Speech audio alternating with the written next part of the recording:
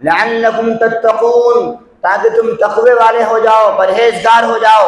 اور پرہیزگاری صرف بھوکے رہنے سے نہیں، بلکہ پرہیزگاری کا مطلب یہ ہوتا ہے کہ آدمی نے روزہ رکھا، دوپہر کا وقت ہے، گھر میں بیٹھا ہے، بیوی بھی نہیں ہے، بچے بھی نہیں ہے، فریج ہے اور فریج میں ٹھنڈا پانی ہے، رات کا بچا ہوا میٹھا رکھا ہوا ہے، شربت کی بوتل رکھی ہوئی ہے، کوئی نہیں دیکھنے والا ہے۔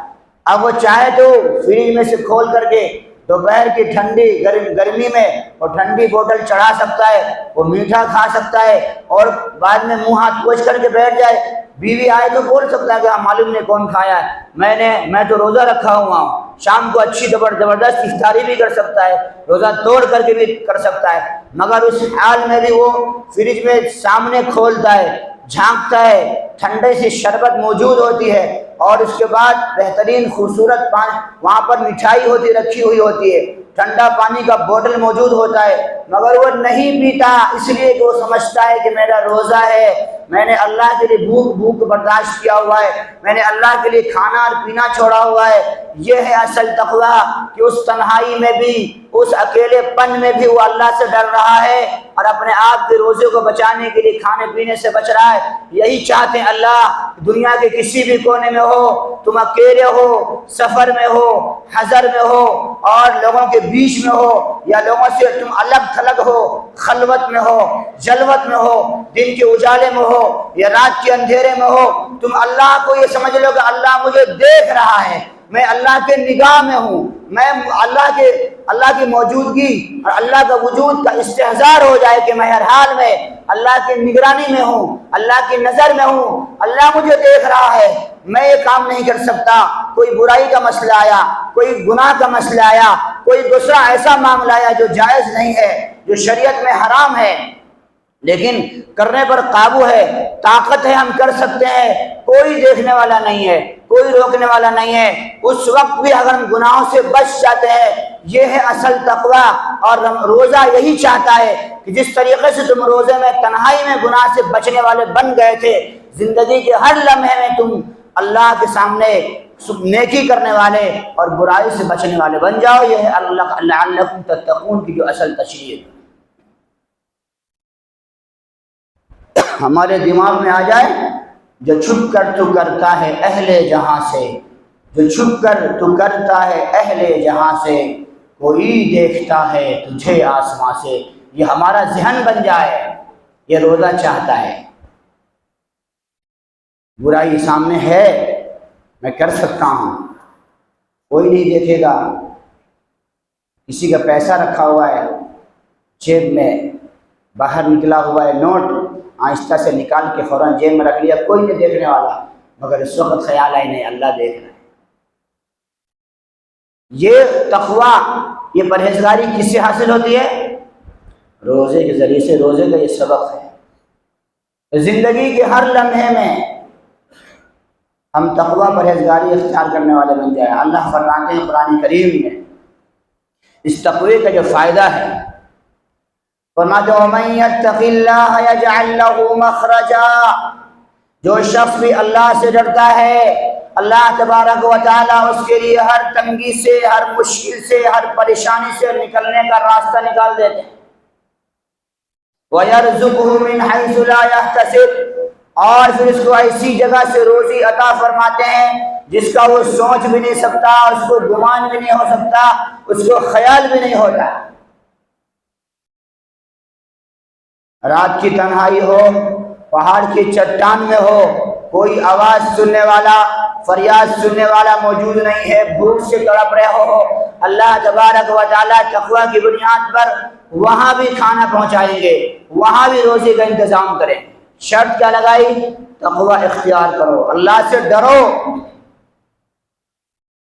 ایک صحابی کا بچہ قید ہو گیا، نوجوان بچہ تھا، قید ہو گیا، دشمنوں نے اٹھا لیا، ان کے ماں باپ روتے ہوئے آئے، یا رسول اللہ میرا بچہ قید میں ہے اور اس کو چھوٹنے کی کوئی سبیل نہیں ہے، بہت مشکل سے خبر آئی ہے کہ فلاں جگہ پر قید ہے۔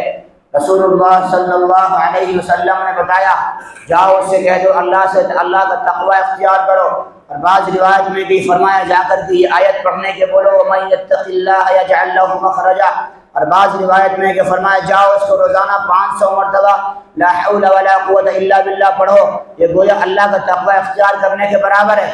پھر وہ جب اس صحابی کو بتایا گیا اور جا کر اس نے اپنے بچوں کو بتایا تو چند دن گزرے تھے کہ خود بخود اللہ تعالیٰ نے ان کو جیل سے نکلنے کا راستہ عطا فرما دیا۔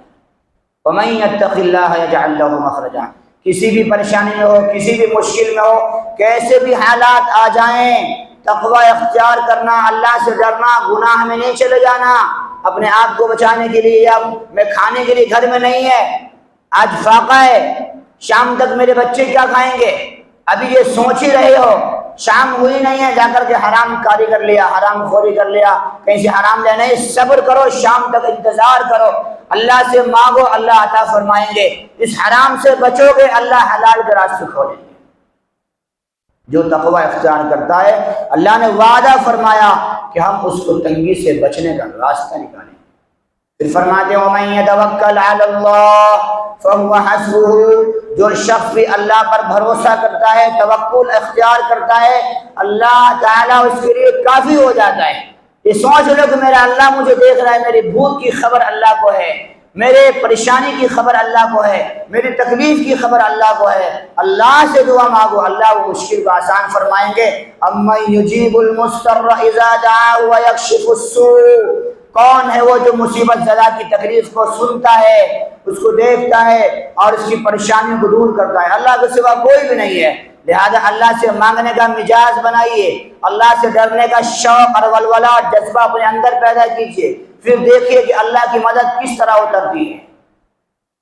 ایک جگہ فرمایا وَمَن يَتَّقِ اللَّهَ يَجْعَل لَّهُ مِنْ أَمْرِهِ يُسْرًا، جو شخص بھی اللہ سے ڈرتا ہے اللہ تعالیٰ اس کے لیے خود اپنی جانب سے اس کے لیے آسانی کا انتظام فرما دیتے ہیں، اس کے معاملات کو آسان فرماتے ہیں۔ ایک جگہ فرمایا وَمَن يَتَّقِ اللَّهَ يُكَفِّرْ عَنْهُ سَيِّئَاتِهِ وَيُعْظِمْ لَهُ أَجْرًا، جو شخص بھی اللہ سے ڈرتا ہے اللہ تعالیٰ اس کی برائیوں کو مٹا دیتے ہیں اور اس کے لیے بہت بڑا اجر تیار کر کے رکھا ہوا ہے۔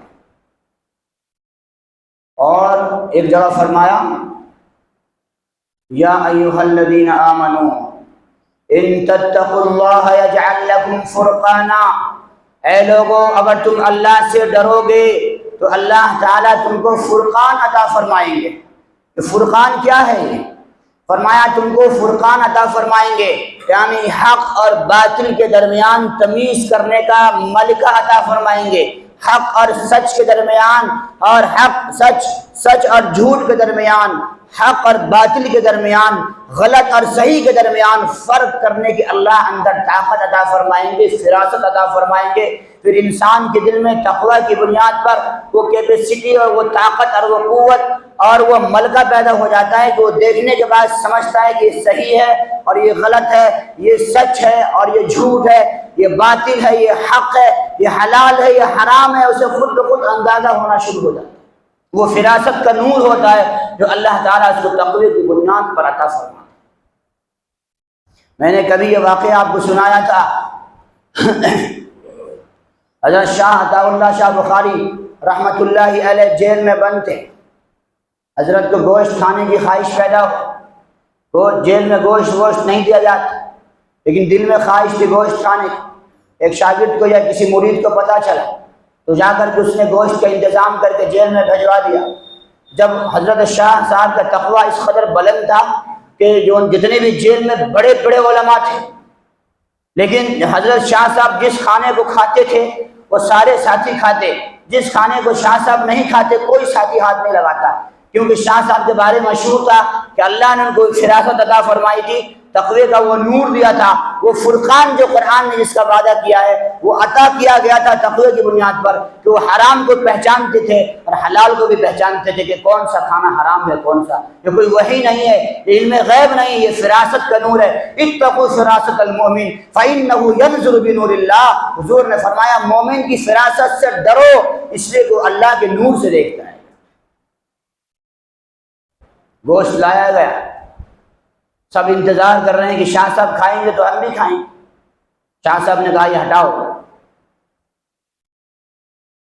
سارے ساتھی پریشان، کیا بات ہے؟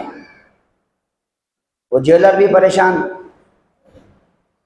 حضرت نے کہا یہ حلال نہیں ہے، کیسے مان لیں؟ تحقیق کی گئی، معلوم کیا گیا گوشت کہاں سے خریدے؟ فلاں قصاب کے پاس۔ اس قصاب کے پاس لوگ پہنچے، یہ گوشت جس بکری کا تم نے لایا تھا یہ بکری کیسی تھی؟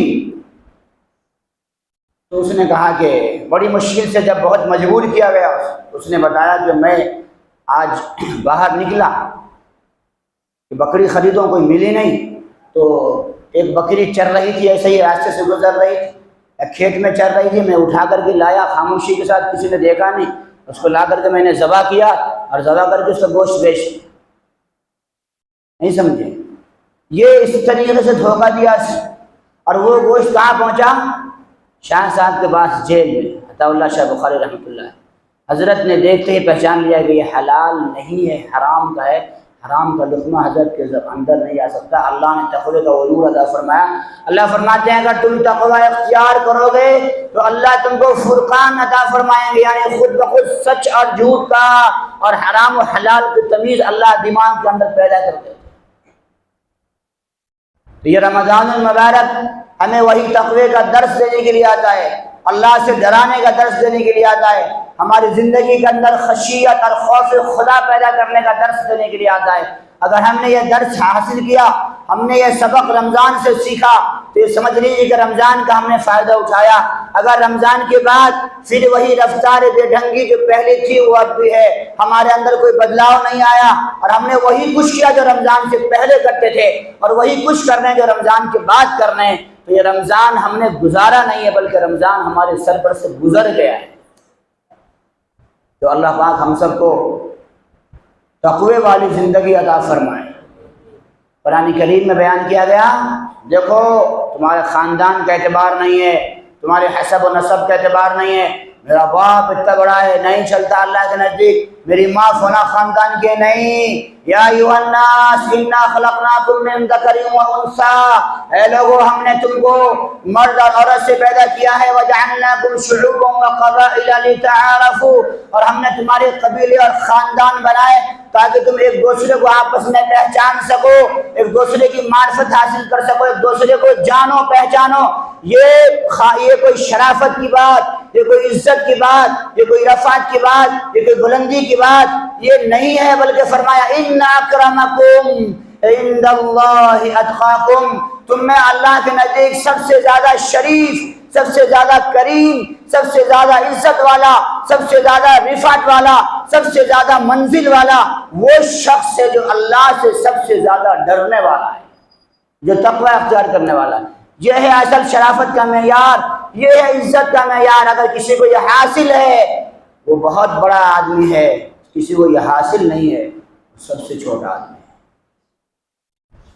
اور حضور نے فرمایا الا ان ربکم واحدہ، سنو تمہارا رب ایک ہے، وان اباکم واحدہ، تمہارا باپ ایک ہے آدم علیہ السلام، لا فضل لعربی علی عجمی، کسی عربی کو کسی اجمی پر فضیلت نہیں، ولا لعجمی علی عربی، کسی اجمی کو کسی عربی پر فضیلت نہیں، ولا لاحمر علی اسود، کسی کالے کو کسی گورے پر فضیلت نہیں، ولا لاسود علی احمر، اور کسی کالے کو کسی گورے پر فضیلت حاصل نہیں ہے، الا بالتقوی، اگر تم یہ فضیلت حاصل کرنا چاہتے ہو تو تقوی اختیار کرو۔ تقوی کی بنیاد پر انسان کہیں سے کہیں چلا جاتا ہے۔ اللہ ہم سب کو زندگی نصیب فرمائے، اختیار کریں گے انشاءاللہ تقوی، ہر حال میں، ہر جگہ، ہر موقع پر اللہ سے ڈرنے کا مزاج بنائیے، خوف پیدا کیجیے۔ میں جو کچھ بھی کر رہا ہوں مجھے میرے اللہ کے سامنے جانا ہے، منہ دکھانا ہے، مجھے حساب پیش کرنا ہے۔ میں کیا دکھاؤں گا اللہ کو؟ یوم تبیض وجوہ وتسود وجوہ، جب خدا کے سامنے کھڑا کیا جائے گا نا تو بہت سارے لوگوں کے چہرے خوش ہو جائیں گے، آج میرے پروردگار سے ملاقات کا دن ہے، اور کچھ لوگ وہ ہیں جن کے چہرے کالے پڑ جائیں گے۔ وہ کیا ہوگا؟ دنیا میں جو گناہ کرتے تھے نا، آج اللہ کے سامنے میں کیسے جاؤں تو چہرہ جھک جائے گا۔ فرمایا وجوہ یومئذ ناظرہ، بہت سارے چہرے آج خوشی سے تر و تازہ ہوں گے، الی ربہا ناظرہ، وہ اپنے پروردگار کو دیکھ رہے ہوں گے۔ ووجوہ یومئذ علیہا غبرہ، اور بہت سارے چہرے وہ ہوں گے جس پر آج دھول پڑی ہوئی ہوگی، چہرے کالے پڑ چکے ہوں گے. کیوں؟ ترہقها قطرہ، ان پر ذلت مسلط ہو گئی ہوگی، اس لیے کہ وہ اللہ سے ڈرتے نہیں تھے، دنیا میں گناہ کرتے تھے. کس منہ کے ساتھ اللہ کے سامنے جائیں گے؟ کیا شکل لے کے جائیں گے؟ لہذا اس سے پہلے کہ اللہ کے سامنے کفن میں منہ چھپا کر کے جانا پڑے، اور نہیں گئے تو لوگ اٹھا کے پھینک دیں گے قبر میں، اللہ سے ڈرنے کا ہمیں انتظام کر لینا چاہیے. اللہ ہم سب کو توفیق عطا فرمائے. ایک چیز تو یہ ہو گئی جو رمضان مبارک